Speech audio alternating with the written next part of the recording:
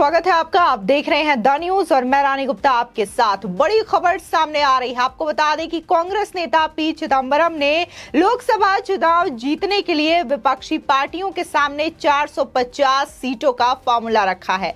उनका कहना है कि अगर तमाम जो विपक्षी दल हैं, जो कि गैर बीजेपी दल है, अगर एक साथ आते हैं तो हम इन तमाम 450 सीटों में एक साझा उम्मीदवार उतार करके ये जीत हासिल कर सकते हैं। तो वहीं अब देखने को मिल रहा है कि इसको लेकर के उद्धव गुट के नेता संजय राउत की प्रतिक्रिया सामने आई है। उन्होंने अपनी सहमति भी जता दी है। इसी के साथ ही ये भी देखने को मिल रहा है कि 12 जून को विपक्षी एकता की मीटिंग की जाएगी पटना में, और ये मीटिंग दरअसल नीतीश कुमार के द्वारा आयोजित की जा रही है। और यहां पर कहा जा रहा है कि तमाम नेता मौजूद रहेंगे जो कि विपक्षी खेमों से ताल्लुक रखते हैं। हालांकि इसके बीच में कहा जा रहा है कि उद्धव ठाकरे और शरद पवार इस मीटिंग में जाएंगे, ये कंफर्म हो चुका है। तो वहीं और भी तमाम नेताओं की इसमें आने की संभावना जताई जा रही है। बता दें कि लगातार नीतीश कुमार जो है वो विपक्षी एकता को एकजुट करने की कवायद में लगे हुए हैं।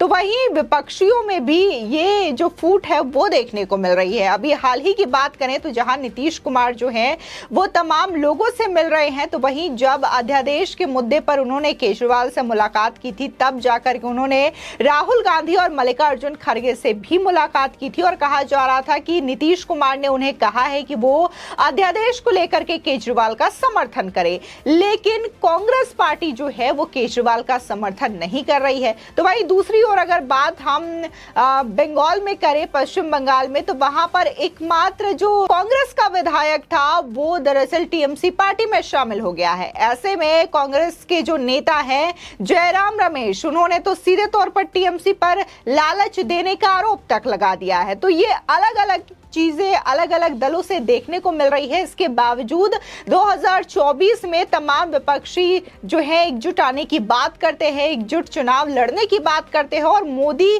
के खिलाफ अपना एक उम्मीदवार उतारने की बात करते हैं। और इसी सिलसिले को लेकर के 12 जून को पटना में विपक्षी दलों की मीटिंग होने वाली है। बता दें कि विपक्षी एकता पर कांग्रेस के प्लान से उद्धव गुट के नेता संजय राउत ने भी अपनी सहमति जता दी है।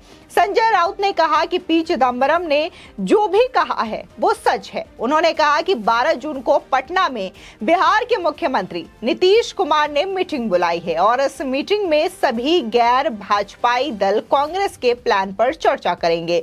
संजय राउत ने यह भी कहा कि इस बैठक में हिस्सा लेने के लिए उद्धव ठाकरे और शरद पवार भी जाएंगे। गौरतलब है कि एक दिन पहले ही वरिष्ठ कांग्रेस नेता पी चिदंबरम ने यह कहा था कि अगर सभी विपक्षी दल राजी हो जाते हैं तो करीब 450 सीटों पर बीजेपी के खिलाफ संयुक्त उम्मीदवार उतारा जाएगा। उन्होंने कहा कि बिहार में विपक्षी दलों की होने वाली बैठक में इस बार चर्चा की जाएगी। साथ ही चिदंबरम ने यह भी कहा कि सभी विपक्षी दलों को एहसास होने लगा है कि बीजेपी के खिलाफ एकजुट होने की आवश्यकता है।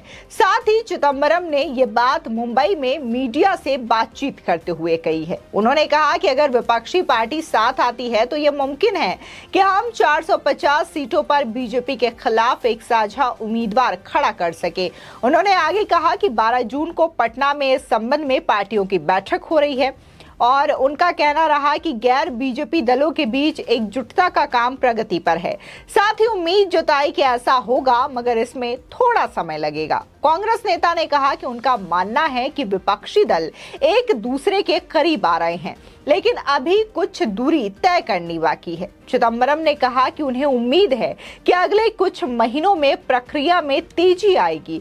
वहीं ये पूछे जाने पर कि हाल ही में संपन्न कर्नाटका चुनाव में भारतीय जनता पार्टी पर कांग्रेस की भारी जीत पर क्या असर हो सकता है, इसके जवाब में चिदंबरम ने कहा कि 2024 के चुनावों को लेकर परिणामों की भविष्यवाणी करना बहुत जल्दबाजी होगी, लेकिन उनका मानना है कि इसका सकारात्मक प्रभाव पड़ेगा। अगले साल होने वाले आम चुनावों से पहले मध्य प्रदेश, राजस्थान, छत्तीसगढ़, तेलंगाना और मिजोरम में होने वाले विधानसभा चुनावों का जिक्र करते हुए चिदंबरम ने कहा कि कांग्रेस को कर्नाटका में शुरू हुई जीत का सिलसिला जारी रखने के लिए सभी प्रयास करने चाहिए। उन्होंने कहा कि कर्नाटका में कांग्रेस की जीत निश्चित रूप से सकारात्मक प्रभाव पड़ेगा। हालांकि लोकसभा चुनाव से एक साल पहले ये कहना जल्दबाजी होगी कि 2024 के आम चुनाव का नतीजा क्या होगा। मैं कर्नाटका की जीत के बाद आम कांग्रेस कार्यकर्ताओं में नई ऊर्जा और उत्साह देख सकता हूं। यह अच्छा संकेत है। आपको बता दें कि हालांकि कांग्रेस के प्लान 450 पर अन्य दलों की प्रतिक्रिया बहुत ज्यादा उत्साहवर्धक नजर नहीं आ रही है। एक तरफ टीएमसी ने कहा है कि कांग्रेस केवल उन्हीं सीटों पर फोकस करे जहां उनकी जीत की संभावना बहुत ज्यादा है, तो वहीं दूसरी ओर बात उत्तर प्रदेश के अखिलेश यादव की करें तो उन्होंने भी कांग्रेस के प्रस्ताव से बहुत ज्यादा उत्साहित नहीं दिखाई दे रहे हैं। इसके अलावा कांग्रेस दिल्ली के मुख्यमंत्री अरविंद केजरीवाल से अध्यादेश के मामले में दूरी बनाकर चल रही है। ऐसे में देखना यह है कि कांग्रेस को अन्य दलों का कितना साथ मिल पाता है, क्योंकि अगर बात हम कांग्रेस पार्टी की करें तो कांग्रेस पार्टी लगातार अन्य दलों से अलग नजर आ रही है। केजरीवाल जहां उनसे समर्थन मांगने के लिए जाते हैं अध्यादेश के मुद्दे पर और ये कहते हैं कि अगर अध्यादेश को लेकर के हम इसके खिलाफ वोट देंगे राज्यसभा में तो ये कहीं ना कहीं मैसेज जाएगा लोगों के बीच में कि विपक्ष एकजुट है और इससे साफ संकेत ये जाएगा कि कैसे 2024 में विपक्ष एकजुट होगा और मोदी को हरा सकते हैं। लेकिन यहां पर भी कांग्रेस ने अरविंद केजरीवाल के इस अध्यादेश मुद्दे से दूरी बना रखी है, तो वहीं टीएमसी पार्टी को लेकर के भी कांग्रेस ने बड़ा आरोप लगा दिया है कि टीएमसी उनके नेताओं विधायकों को लालच दे रही है, जिसकी वजह से उनके नेता टीएमसी पार्टी में शामिल हो रहे हैं।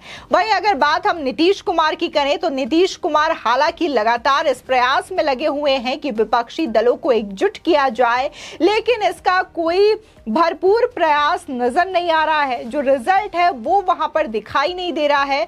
कहीं केजरीवाल अलग बात करते हुए नजर आ रहे हैं, ममता बनर्जी अलग बातें करते हुए नजर आ रही हैं और इसी के साथ ही अगर बात हम ममता बनर्जी और सोनिया गांधी की करें तो यहां पर भी काफी ज्यादा दूरी नजर आती है। तो ऐसे में यही कहा जा रहा है कि ये जो चिदंबरम का 450 का फॉर्मूला बताया जा रहा है कि अगर वो संयुक्त रूप से एक साथ आते हैं और इन तमाम सीटों पर एक साझा उम्मीदवार उतारते हैं तो इस फैसले को लेकर के कोई उत्साह इन विपक्ष की पार्टियों के अध्यक्षों के ऊपर नजर नहीं आ रही है। लगातार अरविंद केजरीवाल भी तमाम विपक्षी दल के नेताओं के साथ मिल रहे हैं।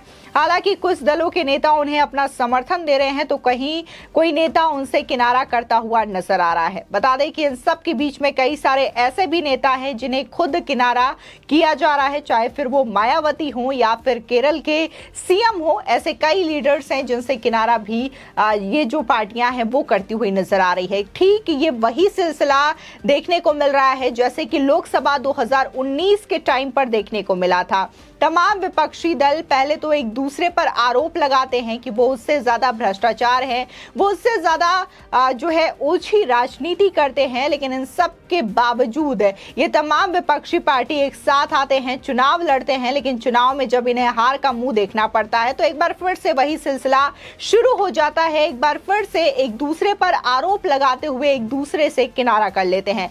अगर बात हम 2019 के चुनावों की करें तो इसी मंच पर वो तमाम नेता नजर आए थे जो कि कभी एक दूसरे पर आरोप लगाते थे, फिर चाहे वो मायावती हो, सोनिया गांधी हो, अरविंद केजरीवाल, शरद पवार, ऐसे कई सारे लीडर्स थे। लेकिन जैसे ही 2019 के लोकसभा चुनाव में एनडीए की जीत हुई, नरेंद्र मोदी एक बार फिर से देश के प्रधानमंत्री बनते हैं, एक बार फिर से इसी विपक्षी एकजुटता में खिटपिट देखने को मिलती है और ये तमाम विपक्षी दल जो है एक साथ आए थे, एकजुटता दिखा रहे थे, वो फिर से अलग अलग हो जाते हैं।